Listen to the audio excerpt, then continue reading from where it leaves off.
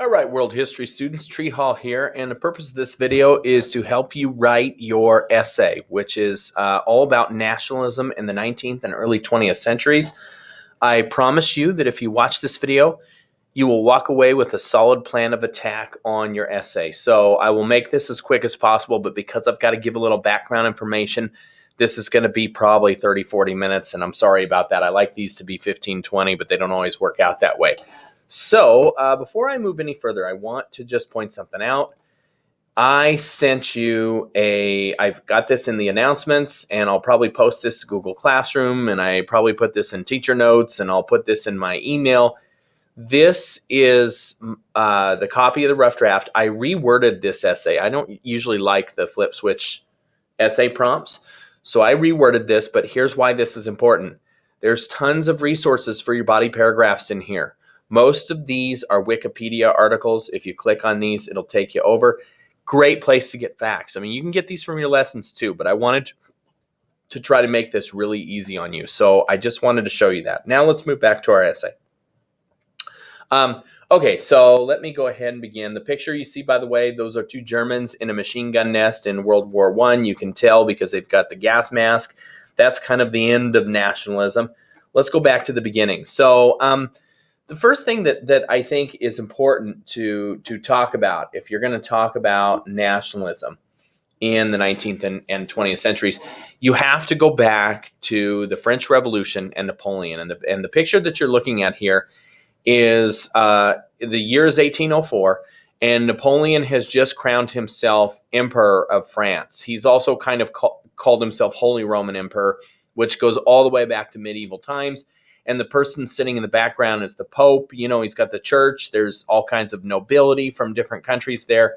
Napoleon is really on top. And of course, he's doing something that normally only the Pope does, and that is he's putting the crown on the head of his wife. So the reason that you always have to go back to Napoleon when you're talking about nationalism is Napoleon is usually seen as the catalyst or the beginning of this really kind of a nationalistic era in world history and European history in particular.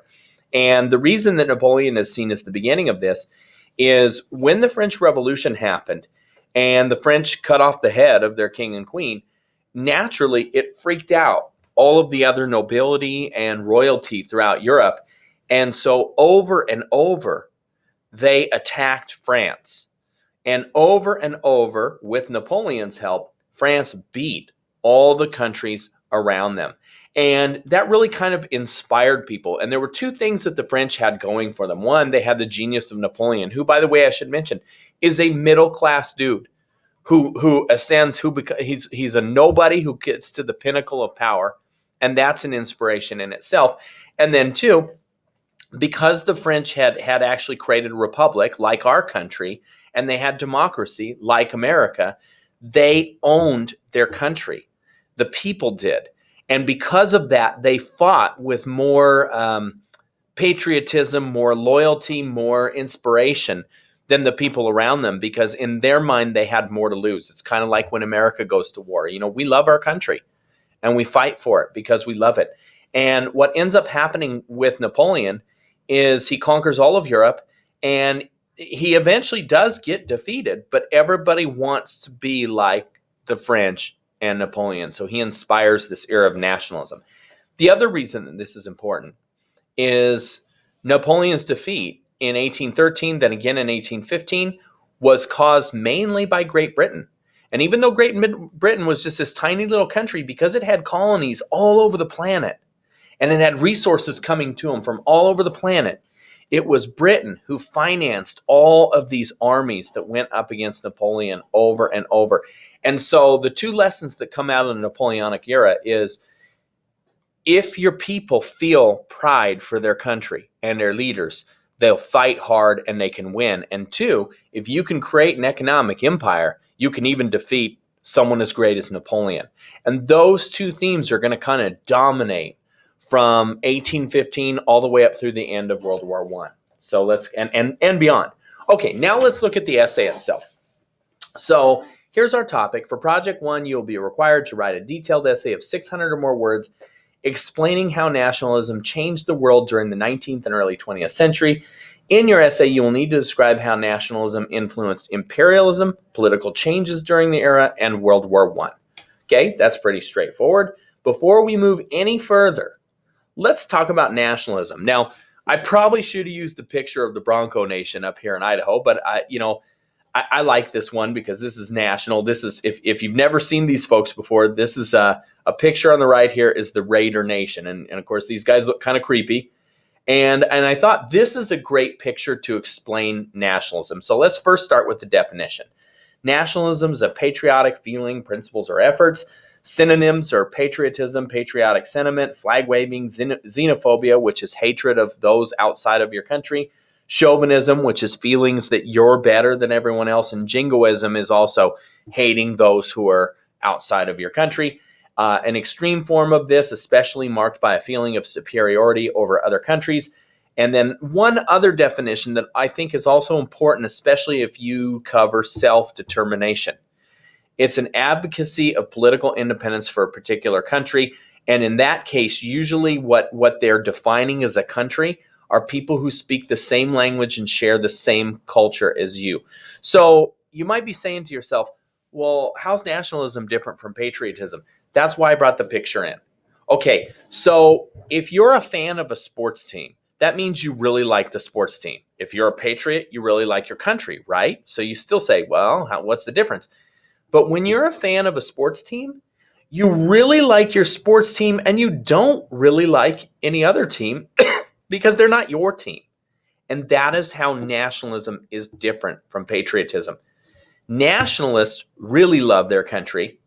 And because other countries are not their country, they really hate other countries just because they're not them. And the other thing that's important to understand about nationalists in the sense that of this era is they are competitive. It is like a game. It is like a sport. And they want their team to win. They see the world as this competitive arena between countries, and may the best country and the best person win, and the best people. And they want their country to come out ahead. And that kind of goes back to that political independence part. At this time also, one of the political changes we'll cover in this slideshow is the dissolution, the breakup of the Ottoman Empire. And one of the things that was causing the Ottoman Empire to break up is it was made up of many different nationalities and religions. The main religion of the Ottoman Empire was Islam, but there were Jews and Christians and all kinds of other people in there. And it was disintegrating at the end of the 19th century because of nationalism. These people said, hey, we want to be Bulgaria because the people here all speak Bulgarian and we're Christian. We're not Muslim. So we don't want to be part of the Ottoman Empire anymore. And so all of that is nationalism, and that's going to fuel imperialism. It's going to change the political landscape of Europe, and it's also going to cause World War I, which is why I want you to cover those three things. Now, again, let's move back to the essay. So this is a list of some of the links. So I had forgotten that I put that in there. That's why I showed you that thing. Let's talk about essay now. Now, whenever you're writing an essay, and I always do these videos because I've taught essays for many years. Whenever you're writing an essay, the first thing that you need to do is turn the prompt into a question with a question mark. Sometimes they're written that way, but most often they're not. So you can see that our prompt here says, write a detailed essay of 600 or more words explaining how nationalism changed the world during the 19th and early 20th centuries. Now, this first act is fairly easy because all you have to do is add a question mark. You're going to have to rephrase this a little bit, and you want to keep it really simple. So here's the question that we're actually being asked to answer in our essay of 600 or more words. How did nationalism change the world during the 19th and early 20th centuries? Again, you can see the question mark. Why is that important? Well, one, it clarifies what we're going to be writing about. We're going to be writing about how nationalism changes the world. And again, the question, how did nationalism change the world? That's our entire essay is going to be answering that question.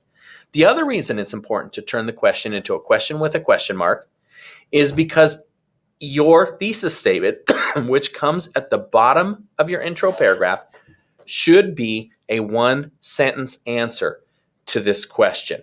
So what I should see in your thesis statement is something like this. Nationalism changed the world during the 19th and early 20th centuries by, and then you're going to suggest things. Sometimes people list their 3 main points. Sometimes people come up with a general statement. Either way, what you're not going to say, if someone asks you the question, how did nationalism change the world during the 19th and early 20th centuries, and you answered, donkeys live a long time, no one's ever seen a dead donkey, something is wrong with you. They're going to go, whoa, did you hear my question? So you need to have words from this question in your intro paragraph because that is your thesis statement. Your thesis statement is a 1-sentence answer. Moving on to the next thing. Once you've turned the question into a question, or turn the topic into a question with a question mark, the next thing you need to do is you need to organize your essay. Now, sometimes your essay's organization is written into the essay prompt, and other times it is not. Now, it just so happens in this one, because I wrote it, I did write this into the prompt. And okay, first of all, 600 words is about, if you were single space, it's about 1.5 pages. Your double space, about little over 2 pages. It is a standard 5-paragraph essay. So that's where I got that 600 words. And so a great way to break up a 600-word essay is into a 5-paragraph format. And whenever you write an essay, it's a stylized piece of writing. There are always 3 parts to an essay, and you've probably heard this before. There is your intro, where you tell the reader what you're going to tell them. There's your body, where you tell them. And then there's the conclusion, where you tell them what you told them. Now, the body of an essay is usually 60 to 75% of the essay, because that's where most of the facts are. And so when you think about an essay over, say, like a 5-paragraph format, which again is about 600 words, because a paragraph is usually somewhere between 80 and 150 words. So that's where you get that. Always you know what 2 paragraphs are. 1 paragraph is going to be the intro. 1 paragraph is going to be the conclusion. The intro and the conclusion are very similar looking paragraphs, because in the intro, you tell them what you're going to tell them. In the conclusion, you tell them what you told them. So that's 2 paragraphs right away. And so when you're writing a 5-paragraph essay, all you need to worry about is, what am I going to put in my body paragraphs? And then that's going to suggest the organization. Now, in this particular essay, you notice that I'm forcing you to describe how nationalism influenced imperialism, political changes during the era, and World War I. You have to describe how nationalism influenced 3 things. Do you see any pattern of organization here? So in main point 1, you're going to explain how nationalism influenced imperialism, kind of causes it. In body paragraph 2, you're going to explain how nationalism influenced political changes during this time. And in body paragraph 3, you're going to explain how nationalism influences or caused or contributed to World War I. And then you're going to have your intro and conclusion. So that is how you organize your essay. And this thing that I have over on the right, this is called the essay map. Now, you can download this PowerPoint. I put a link to it so that you don't have to take notes. But if you don't want to do that, this is a great place to pause my video and write down that essay map on the right. Now, here's a promise I make to you. I have taught essays for a long time. I used to have to teach AP students how to write a 5-paragraph essay in 30 minutes, which is quick. And if you have an essay map, I promise you, it cuts down on the amount of time that it takes you to write the essay. It cuts it in half, because it really clarifies, okay, in this paragraph, I'm only going to talk about imperialism. In this paragraph, I'm only going to talk about World War I. And in that middle paragraph, I'm going to only talk about political changes. And it makes things easier. You know, can you write a paragraph about World War I? Easily you can write a paragraph about World War I. That's only 6 to 8 sentences. So this really helps you. It really cuts back your time. So if you're taking notes, pause, write this down. Now press play again. Let's move to the next thing. Now let's talk about your intro and conclusion. Your intro has to do 2 things. In this case, you want to introduce readers to your topic. Or wait a minute, it always has to do 2 things. Introduce readers to your topic and answer the topic question. Now, in this case, your topic is nationalism, especially as it was seen between Napoleon and the end of World War I. You could begin with Napoleon the way I did. You could begin with the definition of nationalism. You could begin with kind of an overview of the era. All 3 of those things would work. And then, but the important thing is you need to remember that at the end of your intro, which, by the way, a good intro is usually about 5-6 sentences. At the end of the intro, you need to have 1 to 2 sentences that answers the topic question. So as you're putting together your intro, you need to make sure that at the very end of it, answers the question, how did nationalism change the world in the 19th and early 20th centuries? Now, you can go, when you go to write your essay, you can start right away by jumping into the intro. Or if you're like me, I write out the body paragraphs first, and then once I've got all my body paragraphs done, that's when I actually go back and write my intro. Whatever works for you. Now, your conclusion also has to do two things. It reminds the readers about your topic and it restates the thesis. Usually your conclusion's a little shorter than your intro, but here's a little tip. If you begin your essay with Napoleon, which you don't have to do, but if you wanted to, finish it with Napoleon as well. You need to come back to the beginning. You'll see I do that in my slideshow as well. You just kind of have to do that. Or if you began with the definition of nationalism, you need to come back to that. And so generally what the conclusion is, it's kind of a shorter version of the intro, but it's kind of like, see, I told you. So those two things, I put these in the same place because they're interesting. So now let's go into body paragraph detail. Now, remember, your essay has to answer the question, how did nationalism change the world during the 19th and early 20th centuries?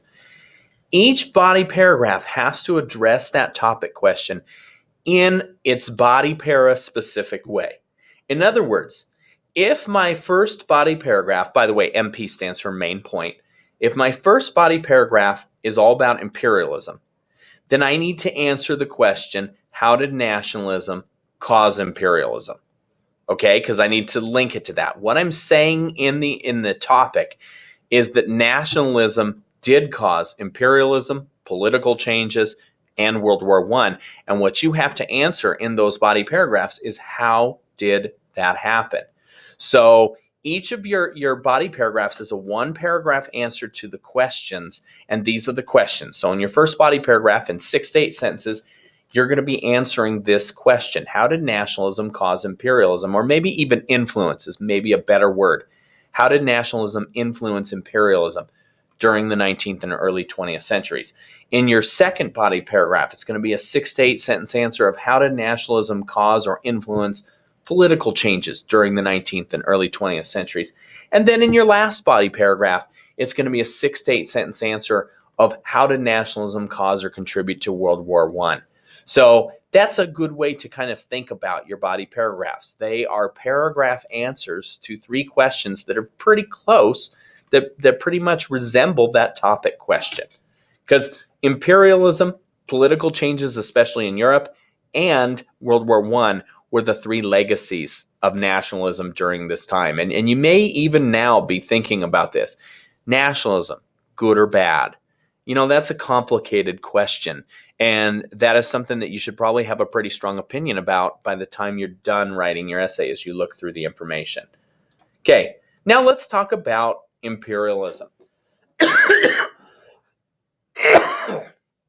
Sorry about my cold. Excuse me. So let me start with this map of the planet. So this is a global map in the year 1908. And one of the things that you should notice here is that most of the world is European. And what I mean by this is if you look over at Africa, you see huge chunks of Africa that say French West Africa and Belgian Congo, German Southwest Africa. And then, of course, let's just talk about green because half the planet is green. The sun never set. They had a saying at this time that the sun never set on the British Empire because Britain owned so much land over so much of the planet that somewhere the sun was always shining somewhere in the British Empire. And you can see that half the map here is green. By the way, I should mention something. So America, we didn't do that, right? Well, we did and we didn't. So you'll notice that South America is free. There's no colonial powers except for the very top of this. The reason South America is free is because of the Monroe Doctrine. And what the Monroe Doctrine said is that if anybody tried to colonize any nation in South America, then America would fight them. Now, when we wrote this doctrine in 1820, everybody just laughed at us because we weren't as powerful as they are. But Britain signed on to this too, because what ended up happening in South America is basically us in Britain kept people in power that didn't develop their local economies, and they were forced to buy finished goods from America and Britain. So even though the nations of Latin America were not outright colonized like many other places here, they were really beholden especially to the United States. So we weren't innocent in this. And the whole point of imperialism is there are two things that you want from these countries that you conquer. One, you want their raw materials. Two, they provide customers for your manufactured goods. For example, when British missionaries went to Africa and they draw all these pictures of these half-naked African people, back home in Great Britain, the textile manufacturers said, whoa, look at those half-naked people. They need British clothing on them. We need to get down there with our troops. We need to take that over. The other thing that's important to understanding imperialism, it was mainly economic and it was a closed system. French West Africa can only trade with France. The British colonies can only trade with England. And that is one of the biggest reasons, that was one of the biggest causes of World War I, because Germany and Italy were newly unified countries and they didn't really have too many colonies. And so Germany especially felt like their economy couldn't grow unless they took some colonies from people. And Germany's goal in World War I was to do a 1-2 quick punch on France, knock them out, then take over half their country and say, we'll only leave if you give us half your colonies. They all thought that was going to work and the war was going to be over very quickly. It didn't work out that way, but that was their plan. And so in a very big way, imperialism causes World War I. Now, the other picture that I have here is a picture of the open door policy in China. And this is a good one. We had a different cartoon in our lessons, but I added this one as well. I'd never seen that other cartoon, but both are good.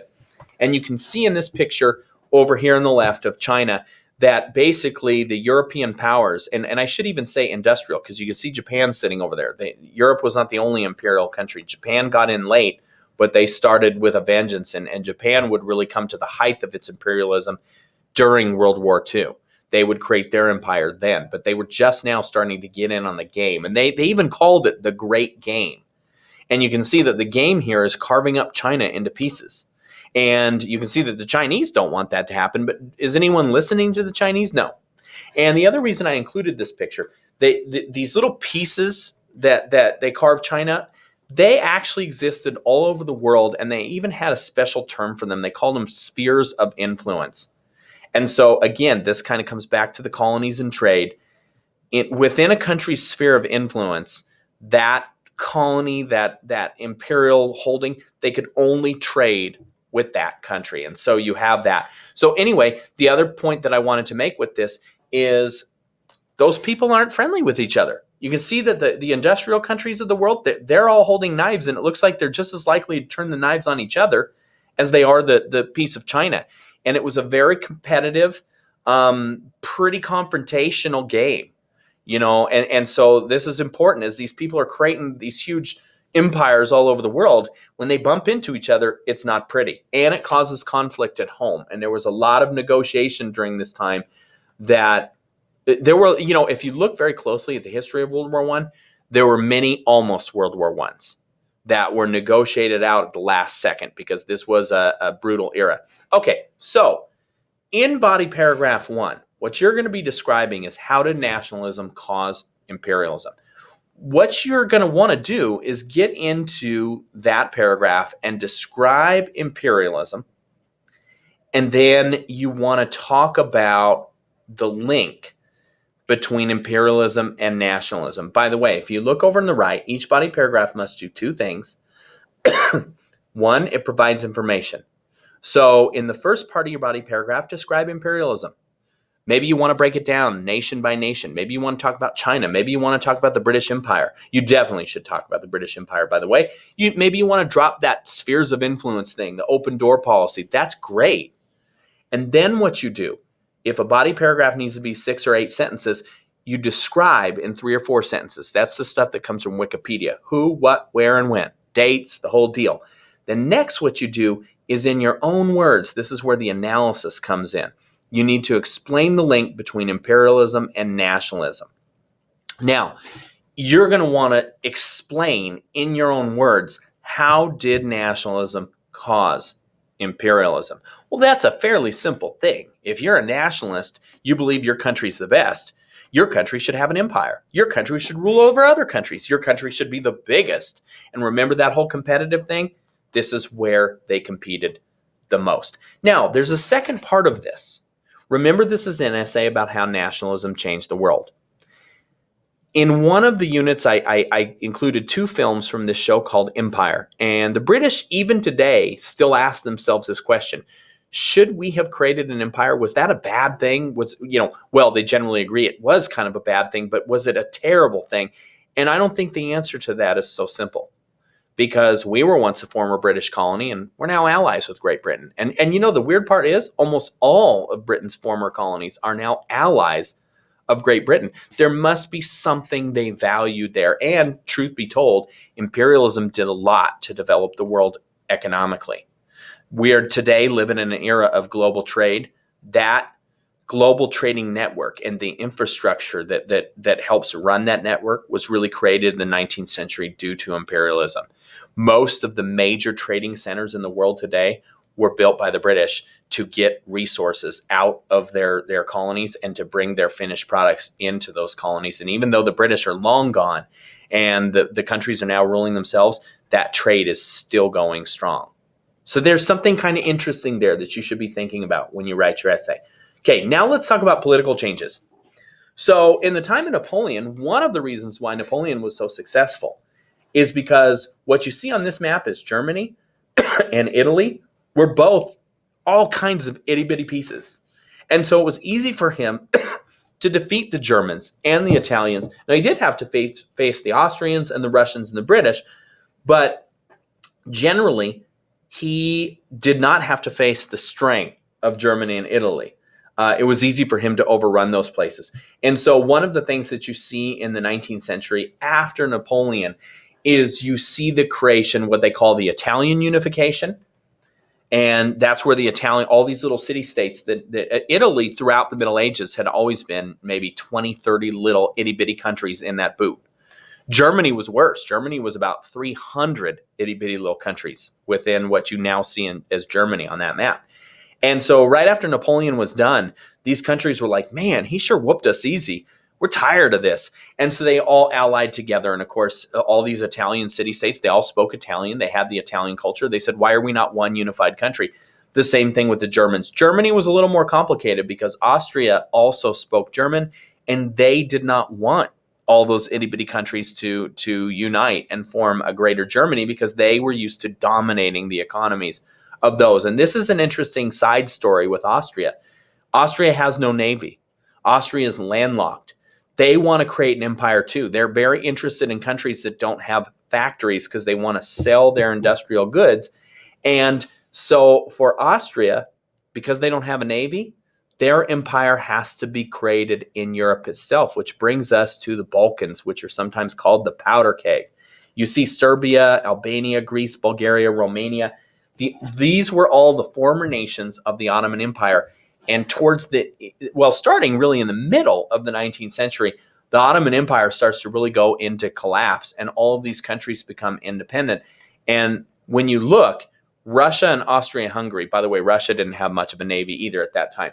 Russia, Austria-Hungary, and sometimes Germany were almost always behind these independence movements. And the reason for it was, if you look at like the nation of Romania, it is going to be dependent on Austria-Hungary. It's right next door to it, doesn't have much industry, doesn't have much military strength, just the way Austria wants it.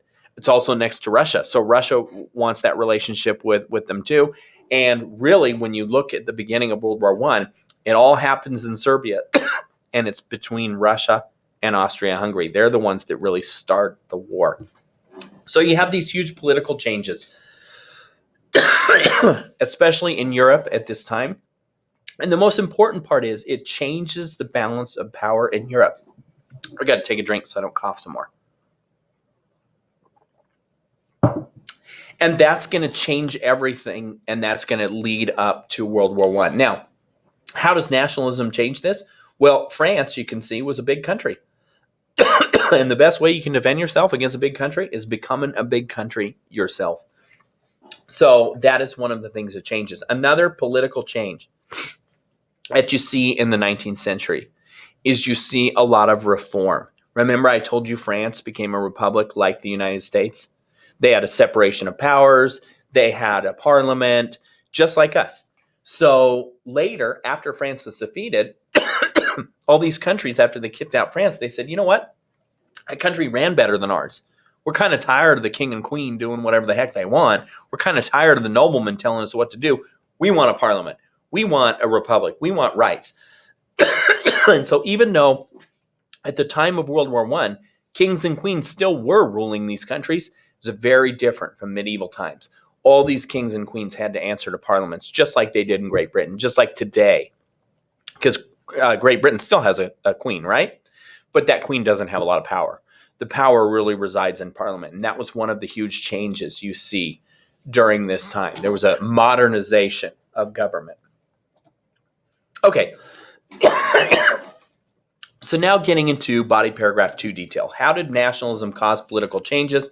So I think the key to writing this paragraph is remember that before Napoleon, most nations were governed by kings and queens. After 1848, most governments were modern. What does nationalism have to do with this? You want to talk about the German unification, the Italian unification, and the Austro-Hungarian unification, which is an interesting side note because what that really was the gobbling up of those little countries that were forming out of the Ottoman Empire. And you definitely want to talk about self-determination because that's what the Austrians especially were using to get those countries to break away from the Ottomans. Self-determination means we want to be our own. If there's a group of people that speak a certain language and have a certain culture, it should be its own country. And so that was really hurting the Ottomans at this time. It was helping the Austro-Hungarians and to some degree the Russians. Now, each body paragraph must do two things.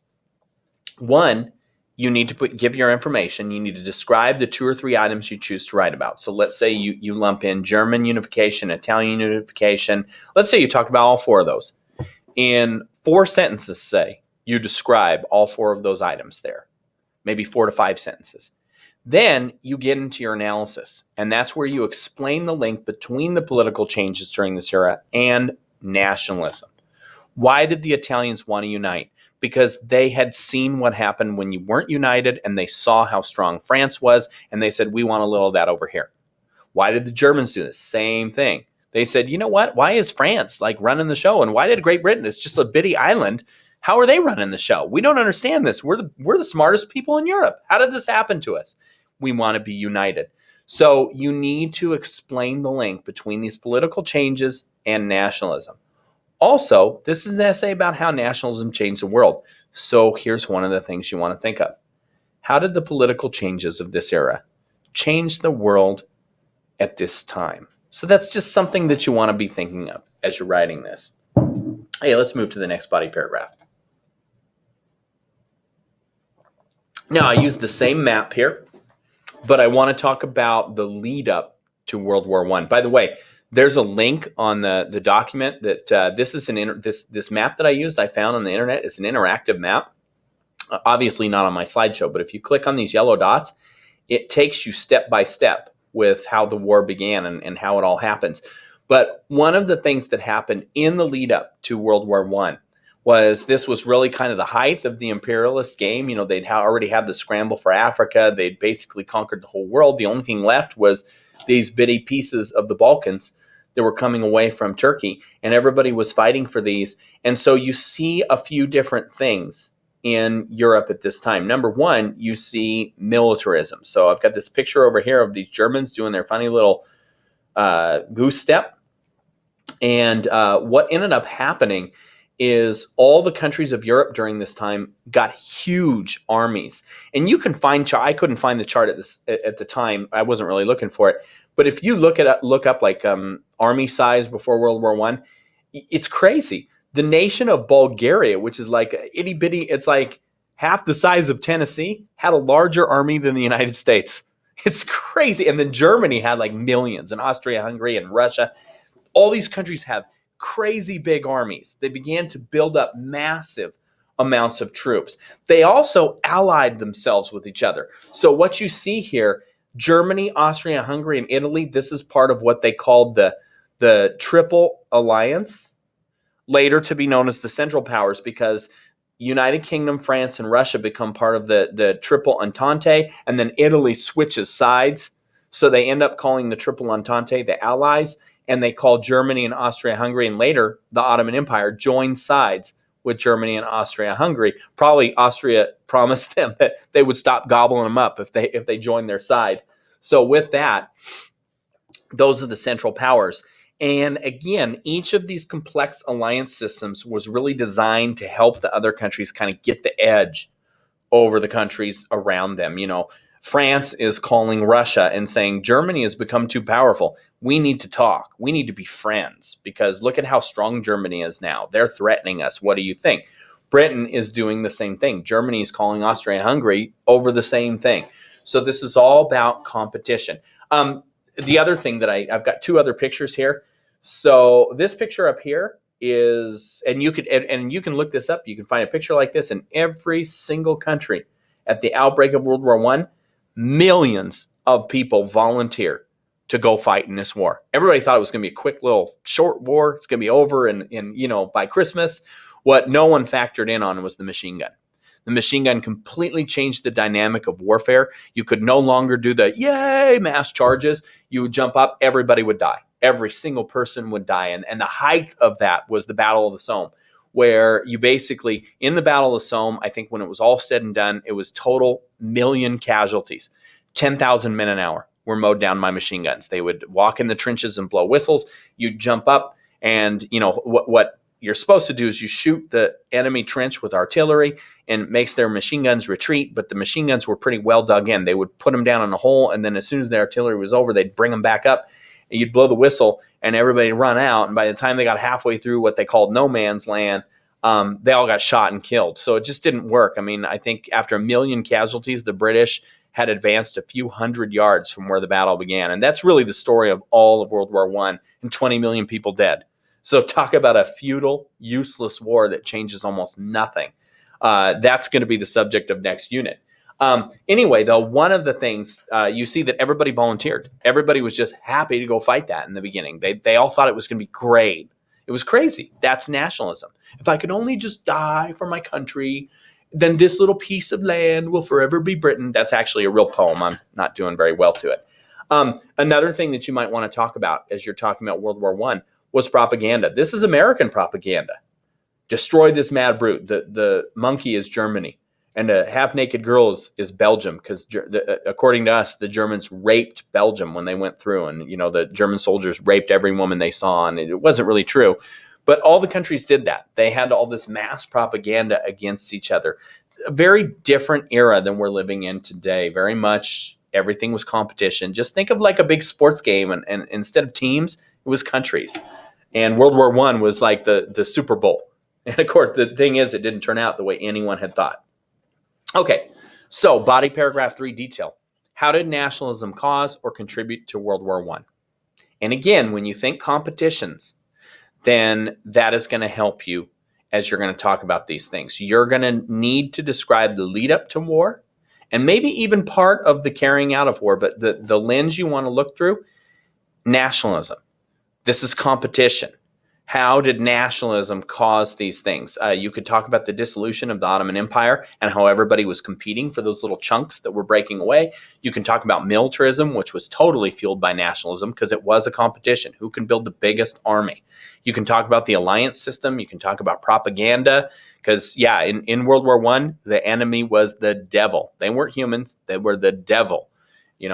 So each body paragraph must do two things. Remember, in 3 or 4 or 5 sentences, you want to describe the 2 or 3 items that you chose to write about in good detail: who, what, where, and when.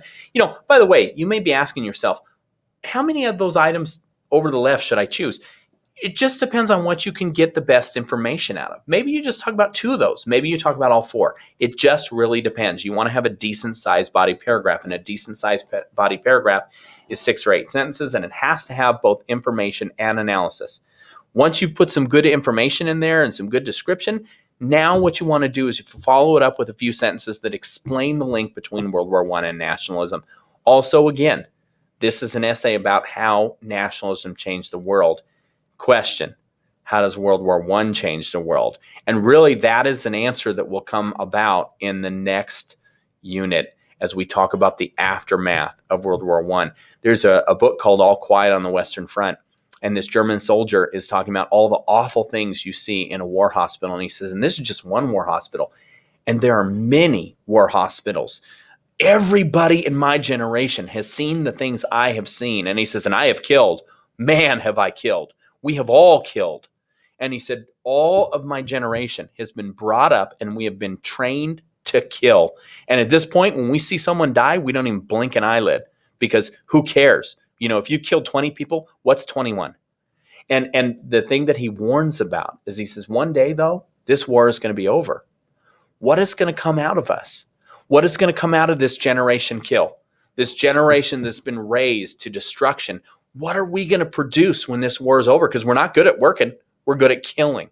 And of course, what they do produce is the Bolshevik Revolution in Russia and the Fascist Revolution in Italy and the Nazi Revolution in Germany. All these are World War I vets that we're used to killing. So that's another question to ask. How does World War I change the world? And by the way, all three of those groups, highly nationalistic. Isn't that interesting? Okay, let's wrap this up because I've taken enough of your time. You are now ready. So in Project One, you're going to need to write an essay of 600 or more words explaining how nationalism changed the world. In your essay, you will need to describe how nationalism influenced imperialism, political changes during the era, and World War I. So here we are. We've got the intro map, imperialism, political changes, World War I, intro and conclusion. We're ready to go. One last thing. I know it's kind of a cheesy picture, but I blended a picture of Napoleon with a picture of a dude wandering over no man's land.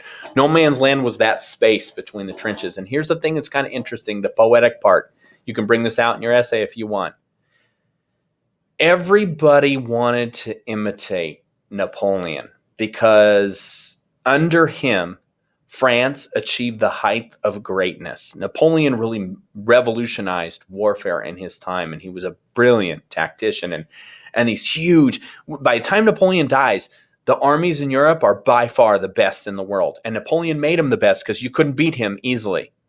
He brought everybody up to a higher standard. He was a genius.